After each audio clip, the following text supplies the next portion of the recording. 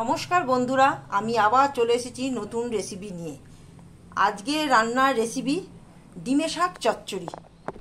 বন্ধুরা, প্রথমেতে আমি ডিমের শাকটা সেদ্ধ করেছি, সেদ্ধ করে জল ঝেড়ে রেখে দিয়েছি।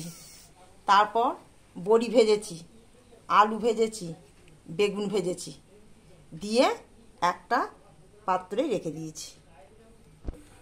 বন্ধুরা, প্রথমে আমি কড়াতে সর্ষের তেল দিলাম, তারপর শুকনো লঙ্কা, একটু পাঁচ ফোড়ন, তারপরে এইগুলো সেদ্ধ ভাজা সব দিয়ে দিলাম,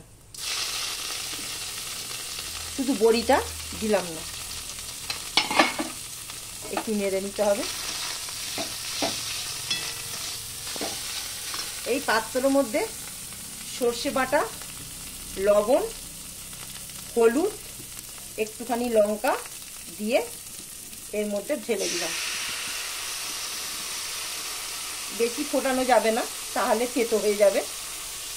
এই অল্প জল দিলাম, দিয়ে একটু নাড়াচাড়া করে যখন জলটা একটু কমে যাবে তখন এই বড়ি ভাজাটা ওর মধ্যে দিয়ে দেবো। বন্ধুরা, আমার ডিমের শাক চচ্চড়ি হয়ে গেছে। ভিডিওটি ভালো লাগলে লাইক, শেয়ার, সাবস্ক্রাইব করিবেন। টাটা।